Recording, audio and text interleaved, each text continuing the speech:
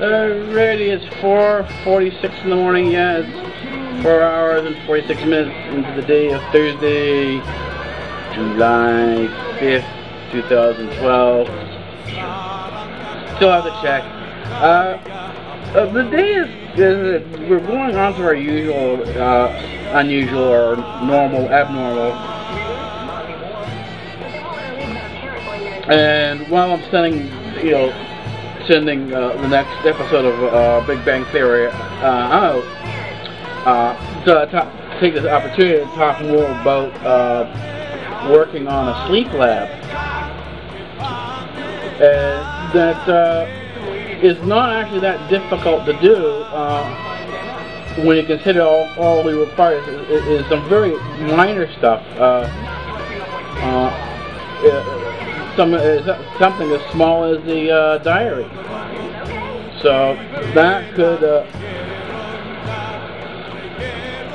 account for, in terms of what you're going to get out of it. That can account for an enormous amount of,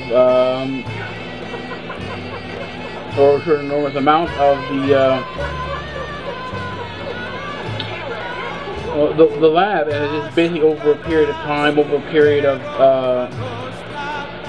months, that you'll be able to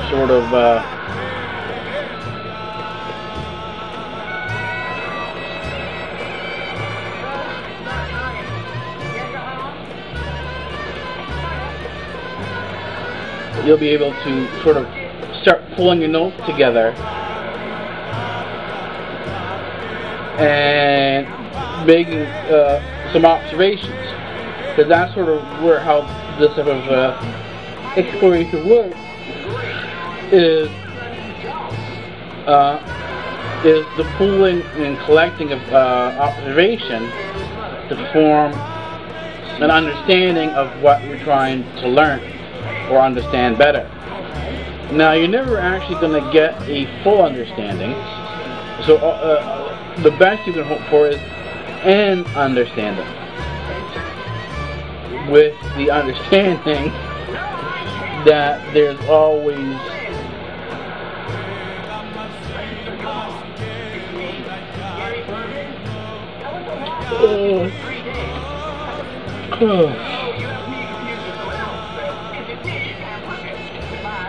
with the understanding that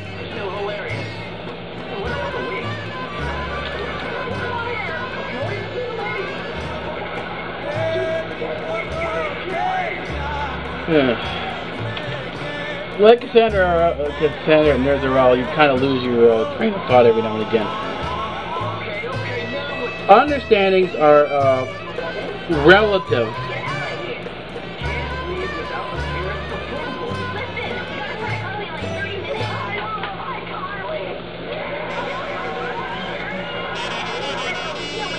It's a fractional understanding, and you think you can add these fractions together, but no matter how many pieces or fractions you have of this particular knowledge, or the knowledge that you're aiming for, you never actually achieve the whole. Knowledge in itself, the absolute knowledge in itself, is an asymptote. It's never reached, it's only approached. This can be better understood in the fundamentals of calculus known as the limit. If you look up that, then you can sort of get a better understanding of what I'm talking about. And so it does pay, even when you first start out, you don't think you have much. But even after a few months, you should have enough that you can start making some brief observations from what you have in your notes. So that's sort of what continues on here, because lately, the way some of the stuff works here is that, but not really works, what happens here is that while I'm sleeping, I get these ideas, I come up with these ideas, and I have to get up and work on them, even if it's the middle of the night, or what I call my night. And work on to a point that come to a what I call a satisfactory point, not necessarily a conclusion. You would normally say in the normal phrase, so it comes to a satisfactory conclusion. But you don't actually come to a conclusion. You come to a point that you're all right with it. You can leave it alone at that particular point, and know when you come back and you sort of pick up and continue where you left off. And this occurs because you never actually get to a final conclusion. Again, all you're doing is adding the next piece in, or the next fraction into your understanding. And because you're only adding in a fraction of the understanding and never get to the whole, you never actually get to the conclusion. And because you don't have a conclusion in this fractional understanding, the scientific principle of purpose is also tossed out, because if you don't have a conclusion, you can never get to a conclusion, then you can never have a prediction. Everything remains sort of unknown. But that doesn't mean that you can't, over a period of time, develop, as I said, an understanding. That's what we call an approach to this full knowledge, not the full knowledge itself. So anyway, I'm going to continue working on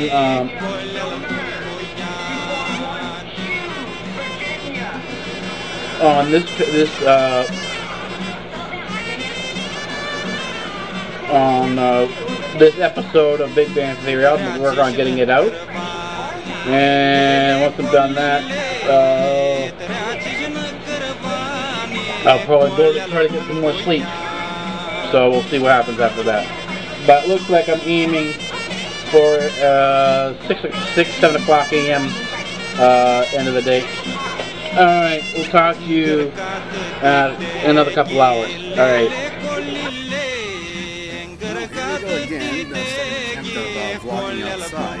I've begun the cooling process. What I need to do just about every night is when the sun goes down, the temperature has dropped, there's a breeze outside, open the back door, and that releases a lot of hot air that was captured during the day and drops the pressure inside, thereby cooling, providing an extra means of cooling. As the pressure rises in any place due to trapped air, the temperature naturally rises.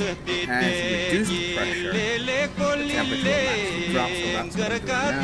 Is that during the day, everything is shut up, and it locks. Not really locked, but there's an air conditioner that brings air in, but there's no ventilation to let the air out in the place. That's the sort of way that the industrial unit is constructed, and this is sort of the way you deal with things. In terms of how the airflow, that's how you have to sort of adjust your system to what the building is like. And so the construction system I constructed in there takes advantage of a lot of the natural environment, and what ends up happening is that as the day progresses, the temperature builds and the air pressure builds, and you can particularly feel it in the pools in the back warehouse, right behind the warehouse and machine shop. So at night, the temperature's cooler up here usually. There's a fair bit of breeze out here now, and that allows me to open the back door, and as the back door opens, you feel the pressure push the door out. So that means there's a lot of pressure built up behind in the warehouse machine shop. There's a lot of air pressure in there that's causing the temperature to cool.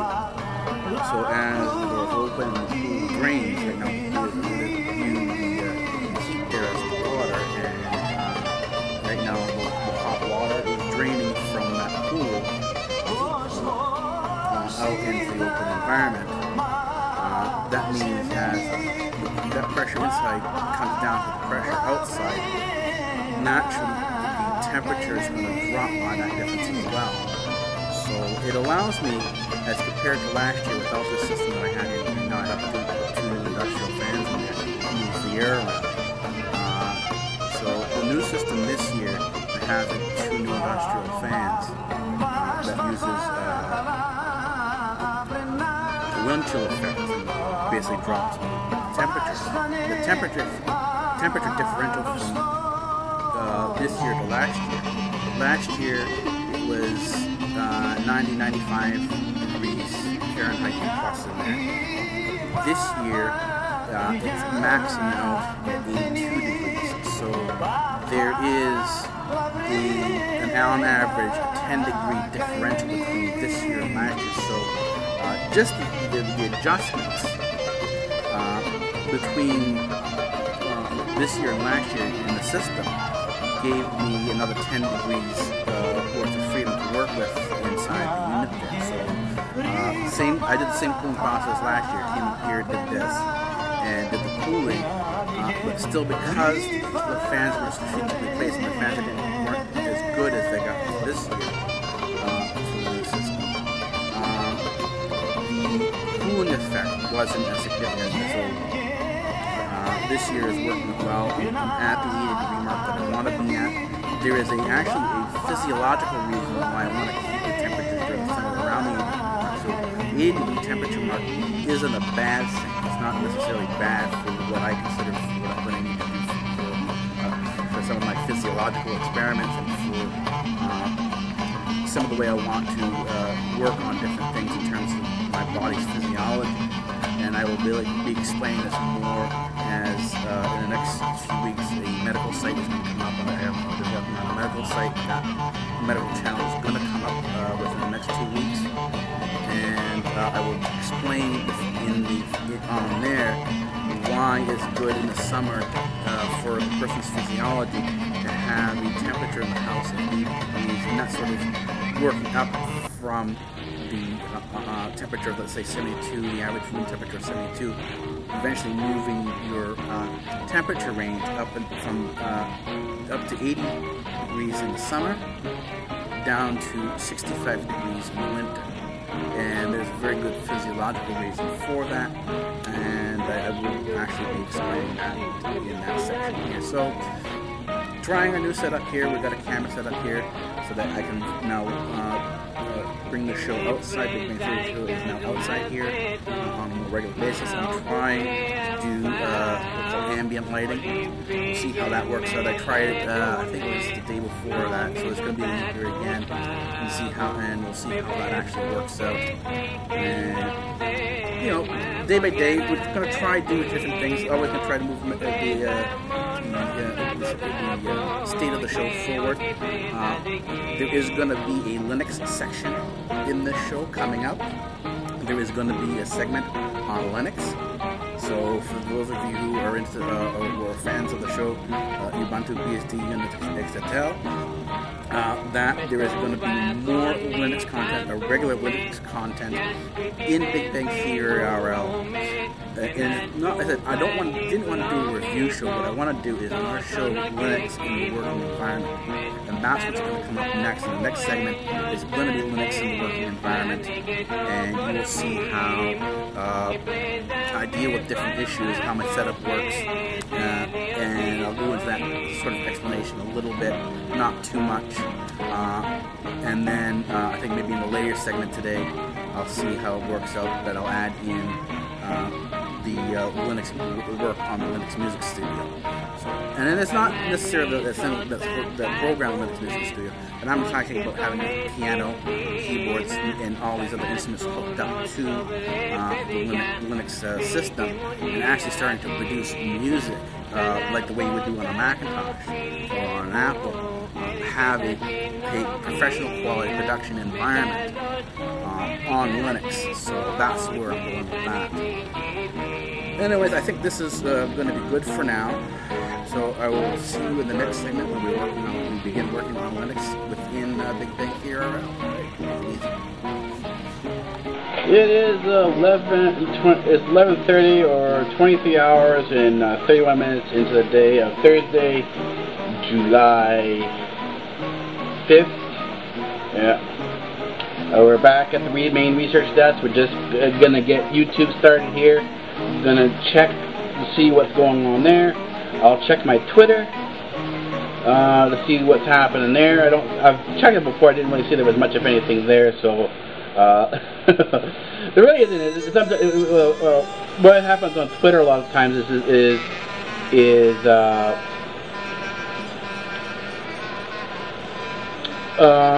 mundane. So, but you have to kind of check it to see what's going on. And once a brief overview here. That's what I'm doing, a brief overview now. And apparently Selena Gomez is trending a little bit here, from what I'm seeing here on what I'm following, anyways.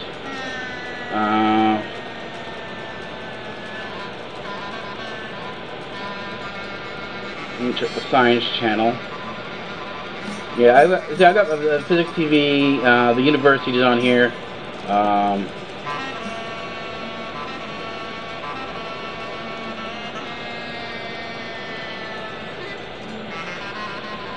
And they're all right. There's not much really going out. So, like I say, not much of anything important going on in the Twitterverse. So I'm going to go into YouTube now and sort of see what's going on there, and then sort of continue on into the rest of the day. The first part of the first phase of cooling in the night is done. I won't be going out and doing cooling again until probably around 2:33. We'll see. When I go outside to do the second phase of cooling, and then there's going to be a third phase around 5-6 o'clock in the morning when the sun comes up. I'll switch. For right now, the fan is the intake fan for the air conditioner is on, so it's not using the air conditioner. It's just to bring in the cool air from outside in. At 5 o'clock in the morning when the sun comes up and starts heating that area there, I will turn the cooling fan off and turn the air conditioning on again, and then so hopefully if I get a good balance here, I can keep the goal is to keep the place at an 80-degree temperature with the minimal use of electricity. In other words, I want to keep my energy usage to the absolute bare minimum. So that's where the goal is here. So anyways, onto YouTube, onto the Linux Music Studio in a little bit. Right now I'm going to sort of check out YouTube a little bit, see what's going on here, and then go on from there. So anyways, I'll probably check back with you when it's time for Linux. It's not time for Linux, the Linux section of BigBangTheoryRL yet. So when I next see you around 12:31, it's going to be time for Linux. Alrighty. Well, we are back. It is 1:37 or 1 hour and 37 minutes. 1 hour and 37 minutes into the day of Friday, July 6th, and we are now in our standard, or new to be standard, Linux section of BigBangTheoryRL. That's right, as I said, we're going to roll Linux in, the Ubuntu.BSD.unix.etal is going to be rolled into BigBangTheoryRL. I want to do something more standard, more on a regular basis, and that's what's happening here. So we are now into Linux. I am in a Linux working environment. And when you do work in Linux and you're trying to achieve professional results, that can be a little tricky because most of the source code, most of the core code that comes from the programs like that comes out of this community environment, and it's not always as complete as you would think it is. Like if you go on and someone puts up a help video on Linux and they tell you how to do whatever it is, and you take it and you put it on yours and try to do it on your computer, chances are it's not going to work. It will work for some people, it will not work for other people. But if you sit down and you look at a variety of what people have tried, and you can't find a variety of the same problem and a variety of solutions, either one of those solutions is going to work for you, or a hybrid of all the solutions will work for you. And that's kind of what happens here. Is like right now I'm using Audacity, and I got my piano hooked up to Linux here. And so you hear the piano through Linux. These are the chords. Those are 3-finger chords. So I'm still learning through, I'm still going through my scales.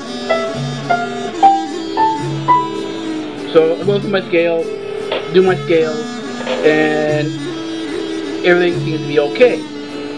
But one of the problems is that if I change the settings on here, right now I have it set to alpha, default, and rear microphone. This is connected to my rear microphone on the computer. If I change the settings on here, one, I lose the keyboard, but two, when I change them back, or let's say I go into pulse audio volume control, what ends up happening is you end up getting a horrible lag where instead of having I'm hitting the key on time, you hit the key and there is a significant lag after you hit the key before you hear the sound. That lag, what I found out, is pulse audio for some reason delays its reaction. There's not a real-time server, an audio server, so that while it does allow you to connect to a lot of different things, it actually has a horrible latency problem that really does need to be corrected. So this is one of the areas in pulse audio that has to be corrected. And but there are workarounds for this. Like this whole thing here is that you're trying to record from the keyboard or any other form of input, including the sound source itself on the computer, and it tells you to go in and use pulse audio. And this is in many of the tutorials. But when I go in and actually try what's done in the tutorials, that's not exactly what ends up happening. So what I'm going to do now is I'm going to do a bit of recording, and I'm going to record just some of the scales and some of the stuff I'm fooling around with the piano for, and you'll hear when it plays back some of the other issues that are sort of in the in this process here.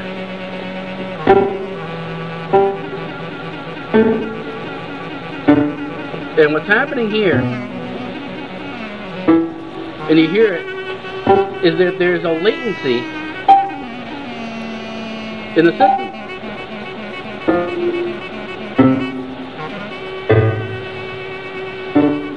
And you can hear it.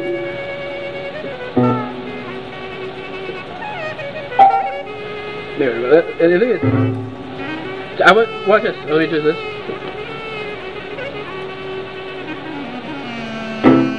Yeah, that's the latency. That's the latency here, and this is one of the problems that I've been sort of facing, is how to deal with this latency that provides this thing here. And here's how bizarre it is. Some days it will be okay, and then other days it won't be okay.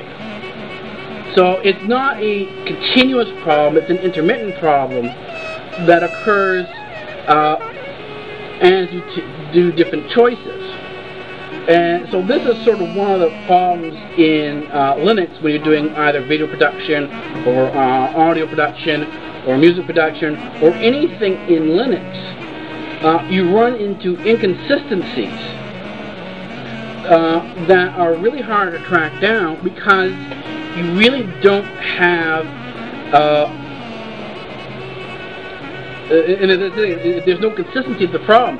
I can restart the computer and this problem won't happen again. So what I have to do now, and this is longer than the video is going to actually, I'm not going to do this now because it's longer than it will take me to do the video.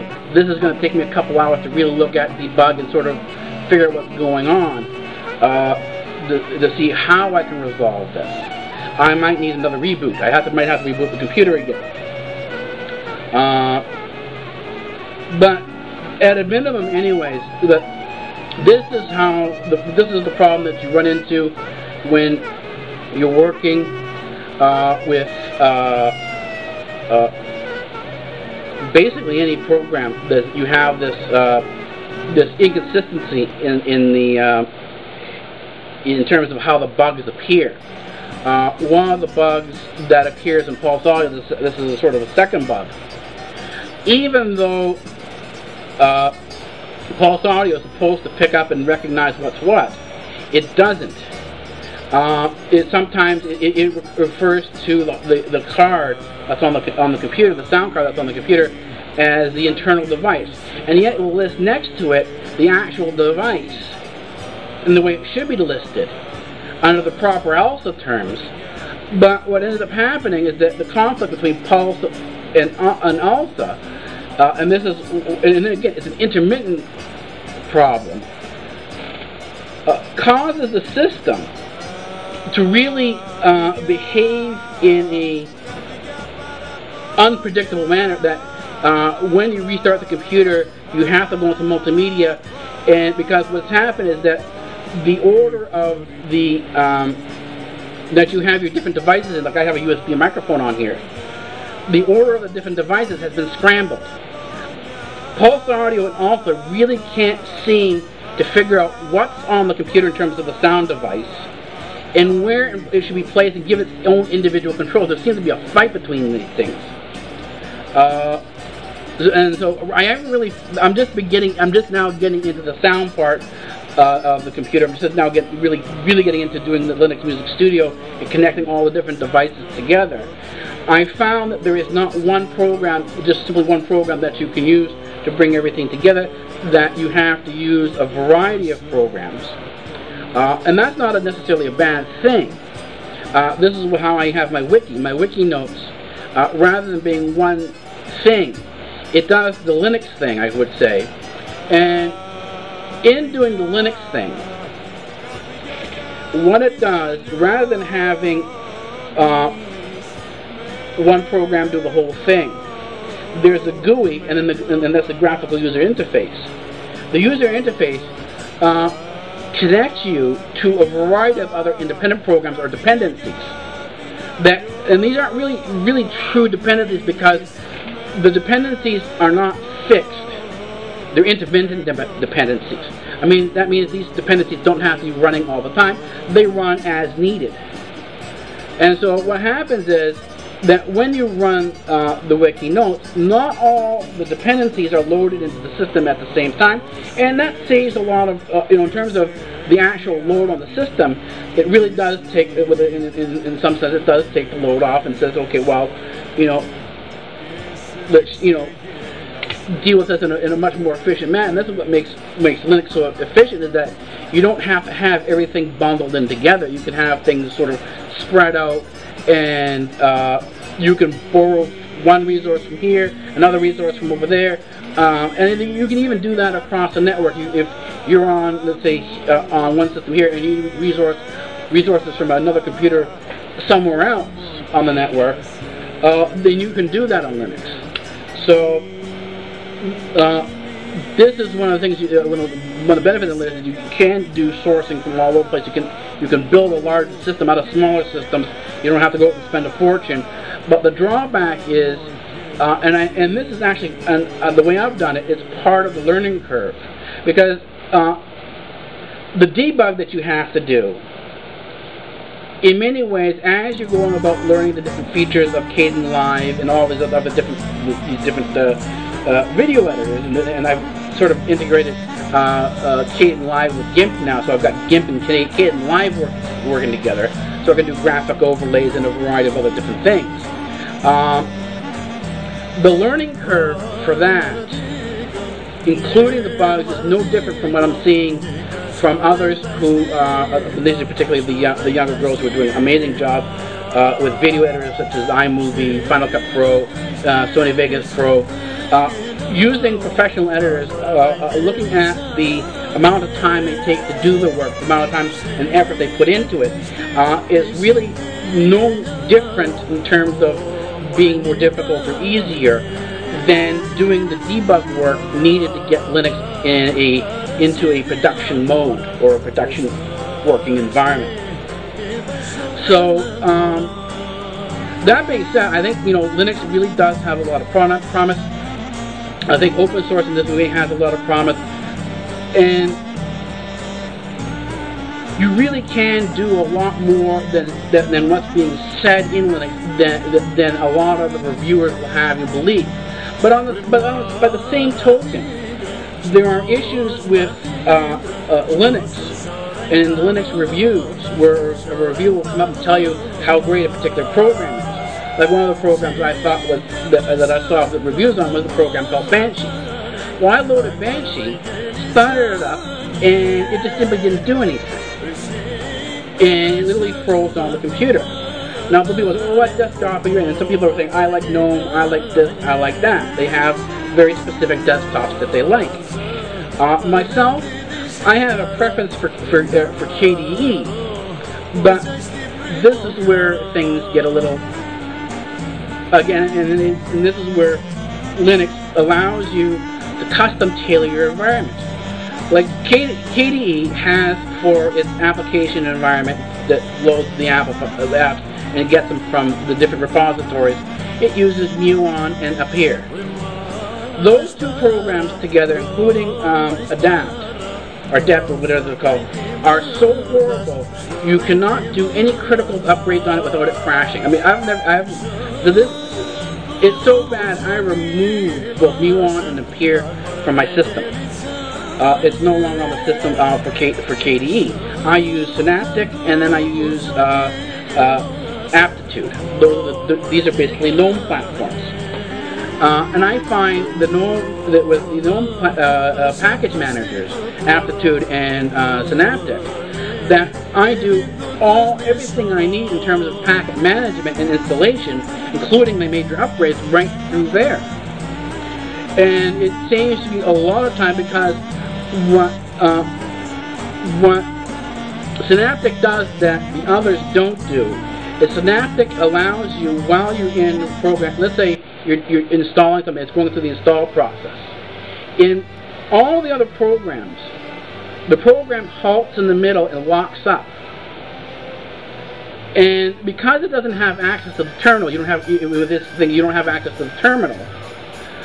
Even if you start a terminal up, because both App and Muon have locked the packages, they have a lock on the packages, they take an exclusive lock on the packages, you can't get in there in the terminal and repair whatever's happened. The only choice you have to do is you could have to do a hard reboot. That means you have to unplug the system, plug it back in, and that's what I'm talking about in terms of reboot. And if you did that, if that freezing and that crash happened during a critical update, it wipes out your desktop and you have to reinstall Linux. You have to reinstall your system. So that's what Muon and Appear does. In Aptitude and Synaptic, that doesn't occur. If an error occurs in the upgrade process, this is not the download, but the upgrade process, even in the download process, you can interrupt it and have it redo it again, and a lot of times it tells you package is not retrieved, right? Do you want to continue or do you not? You click on no, go back to apply again, you re-click the apply again, it will go back, 9 times out of 10 go back and fetch the packages that it missed the first time around that you got an error on. These other packages don't do that. Let's say an error pops up in your install process as you're watching the process is doing its install, is following the script, and all of it pops up an error. It doesn't crash. What it does is it opens the terminal, and it drops you, the Synaptic immediately drops you down to terminal level, and that allows you to repair the problem in Synaptic on the terminal, at the terminal level. I mean, this is in terms of functionality, this is primo on any Linux desktop, whether it's Unity, any of the other KDE. Synaptic has things in terms of package management, installation, getting whatever. It has it hands down. But this is sort of the whole thing about Linux. You have to be careful with reviews. You have to be careful with reviewers. Some people get things to work. Some other people don't get things to work. And you can hybridize your desktop. Just because you're on KDE doesn't mean you can't run GNOME apps. You can run GNOME apps, and that's my desktop is KDE, but I run also a nice within KDE. I run a GNOME environment because a large chunk of what I'm using, in addition to the KDE products, I'm also using a lot of GNOME products. So you can do both back and forth. It's just a matter of how you configure things. So I'm going to leave this now. This is the short, Linux inside, the inside of Linux. I will bring you more. I still have to do this debug here. I'm not too sure what's happening and where the issues are. I will debug this. I will let you know tomorrow if I'm successful at debugging it, what actually happened here. So right now we've stopped it right here for Linux because we're at our endpoint. So I will see you tomorrow again. There will be another episode of Linux inside of BigBangTheoryRL, and I will see you in a couple hours. It looks like it's almost time to go out and do phase 2 of the cooling. So we'll see what happens there. All right, take it easy. Yeah, it's just about 5 o'clock in the morning. Yeah, 5 hours into the day of July 6th, Friday, July 6th. Well, I'm still working on that Linux, the problem with pulse audio, to find out where the lag is, whether it's with the software or there's something more specifically to do with Audacity, because I was trying to record in Audacity. The recording seems to be, initially it had been best in there, now it seems to be changing up a little bit where I might try out other apps to see how it's going to go through. I have a number of apps on my system, so I'll go through that and one by one and see how it works and basically go from there. Yeah, so I'm going to try just about every day to add in something on Linux, so that Linux is officially becomes rolled into BigBangTheoryRL. And then once we get rolling on Linux, we'll move further into open source, open hardware, and all those things related to that. And then from there, we'll get into robotics and cybernetics. So, yeah, step by step, bit by bit. I'm just finishing up here, and then I think in about 10-15 minutes, I'll be heading over to the other room. To the editor. This will go into the editing bay and then go up to edited, should I rendered, and then up to the internet. Anyway, I hope you enjoyed this episode of BigBangTheoryRL. I'll see you next time.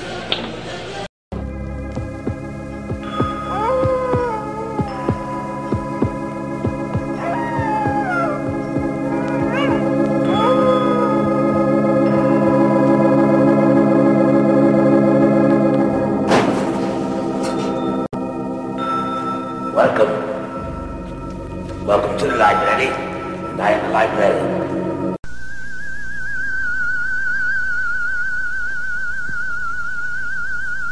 I am the professor. And professor of what? Professor of physics. Free speech rules here at Democratic Earth.